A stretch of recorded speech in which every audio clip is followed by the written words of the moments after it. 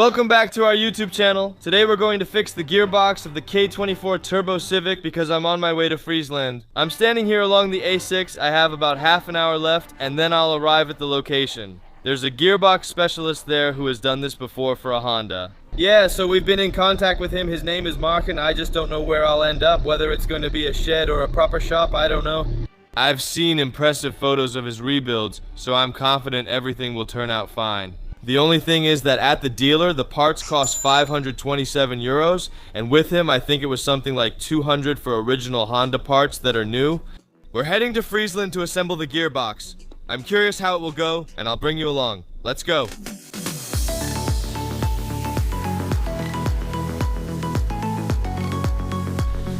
Guys, I've arrived here in St. Nicholas Gate. Am I saying it right? Yes, very good. It's a really beautiful place. And I've also ended up in Honda Heaven because they don't just have gearboxes here, but also engines and you name it. Marcin is already busy taking apart my gearbox. Yeah, go. To be honest, I already saw you checking the other parts. Is there a lot broken or is it not too bad? Yeah, the gearbox actually looks pretty bad, to be honest. Yeah, really? Because it doesn't really shift that badly, to put it that way, but I saw him really looking through the parts and he said my synchros are definitely worn out. Yeah, so much wear, and that could actually be because of our mistake again, because he asked me what kind of oil I had in it, and I said 75W90, and that's wrong, right? Well, I would actually use an MTF3 for this application, yeah. Exactly. So that's actually what killed my synchros and the lubrication from such a thick oil. Yeah, that's not optimal, of course. Because it takes longer for such thick oil to come up to temperature, the wear starts sooner. We put extra strain on the engine, so the gearbox must handle more load too. But guys, seriously, if you look at the ceiling here, you can actually see, I wonder how many gearboxes this man has overhauled. Marcius, where can people find you? Yeah, on Facebook or via WhatsApp, actually. Clear. Well, I have every confidence that it will work out today. I made another mistake. I got differential bolts that aren't strong enough, so we still need to find a solution for that. Since we're going to Sneaky Tuning next Tuesday, and at Sneaky Tuning we obviously want everything to stay intact. So Marcin was actually disappointed that I showed up with those bolts. Yeah, it's not stainless steel? No, stainless steel, yeah. The stainless steel bolt isn't strong enough for a diff in the cart 3? I see you sighing. Is anything else broken? No, okay, the grinding dust in the oil channels has clogged them all. Oh dear.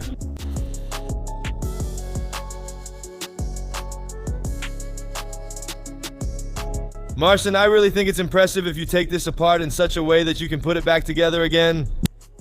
With your eyes closed? Yeah, I know that about you by now, yeah. Because my gearbox had fallen apart and I was already thinking, how on earth am I going to put this back together?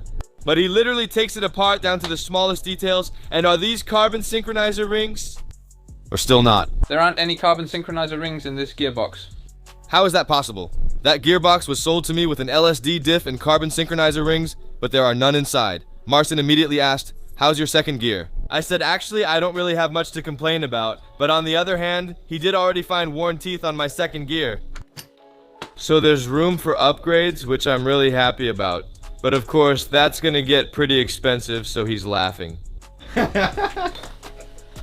No, it'll be fine. I'll take you along with me. I'm curious if we can get it done today. Let's go.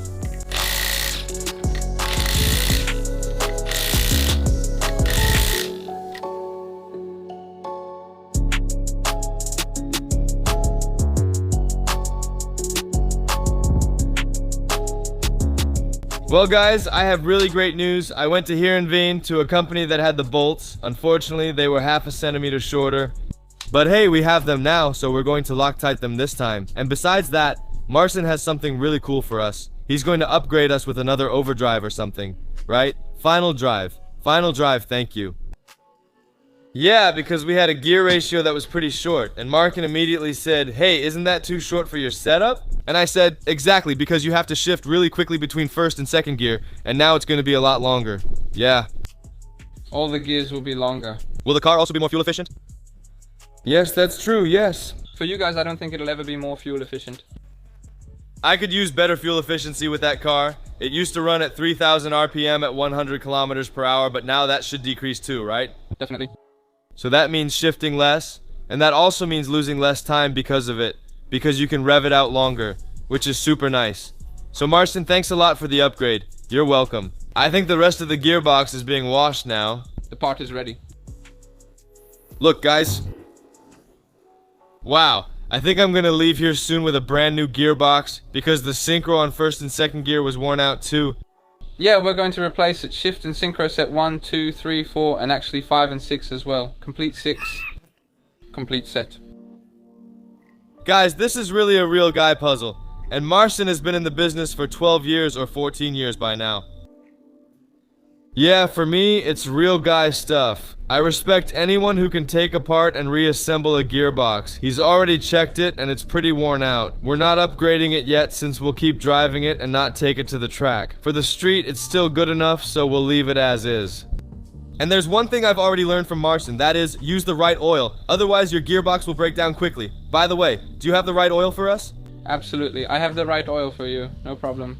It takes 1.5 liters, right?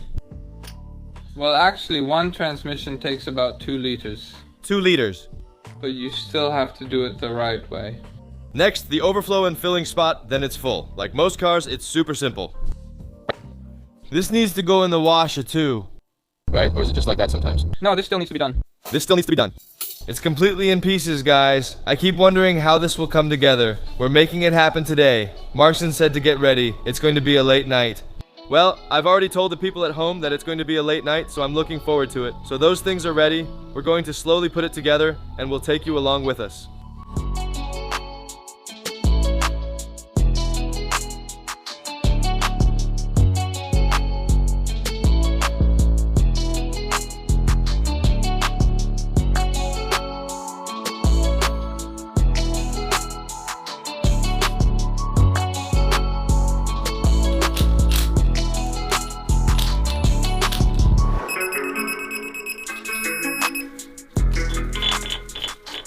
As you could see in the footage just now, Marston didn't really prepare this to get new bearings.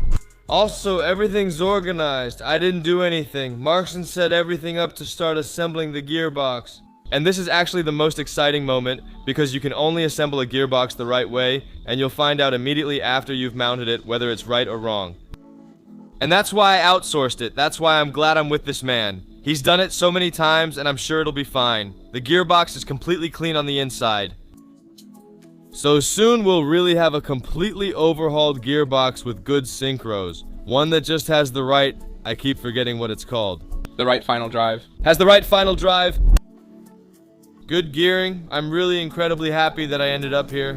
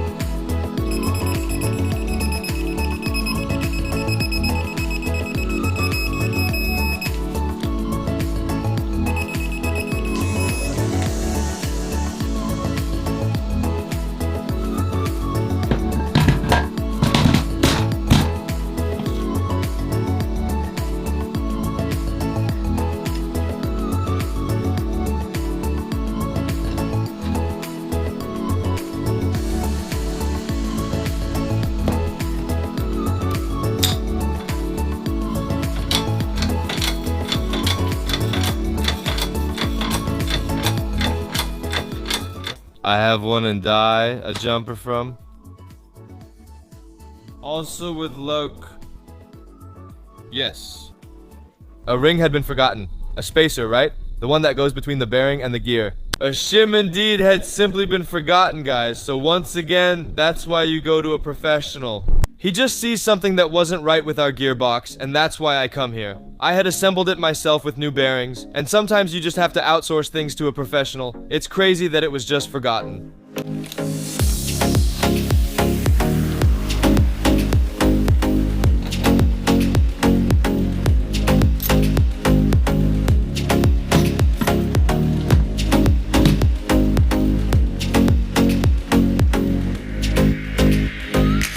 Yeah, we do have a little problem. Our seized bearing has actually caused some damage to our gearbox housing. And now we have to try to bring this back to its original state because the bearing doesn't slide in smoothly anymore. So we need to come up with a solution for this. It'll be alright, but it's a bit of a setback.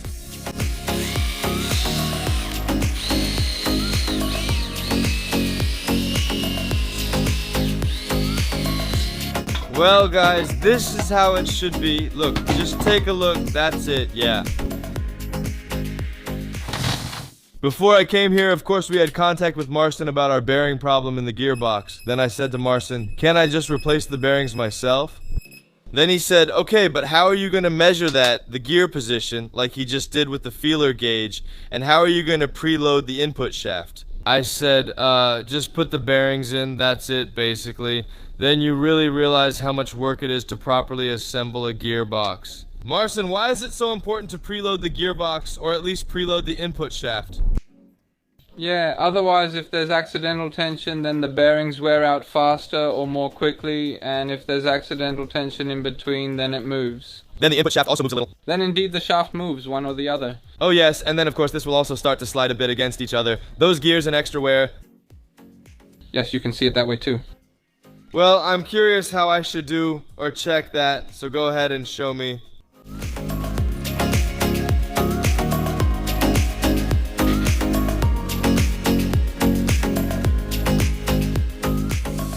Here, even measuring tools are imported from Japan. Just to get it exactly to spec, guys, it's unbelievable. I really couldn't have done it myself. The seal that we initially removed where it all started. By the way, that's not the last part that needs to go in because the rest still has to be installed as well. Anyway, the seal is going in, which we thought was the only one. It could have been that simple. That's how it should have come apart first then.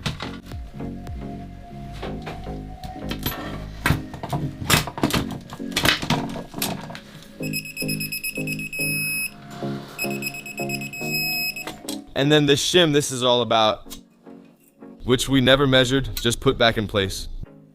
Which actually would have put the pressure, so to speak, very differently on this. And so the gear alignment might not have been optimal either. So, we've learned something again, guys. And now there's no turning back.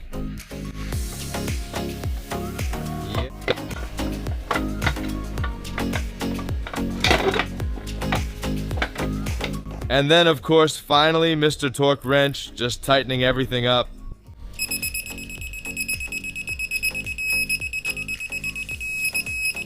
And don't forget his pink tip.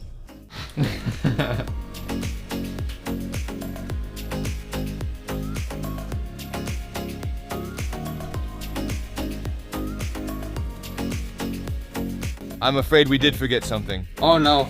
Again. Again? Let's go! Can you just show how that works? Which way first, second, and third go? Yes, of course, I'll show you. If you move it all the way down, 1, 2, 3, 4.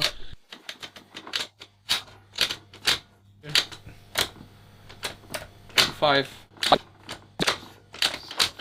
Oh, wait a minute, 6. And afterwards. Did I really miss shift? That can't be. Gearbox. Now, disruptions are dampening the spirits. Laughter.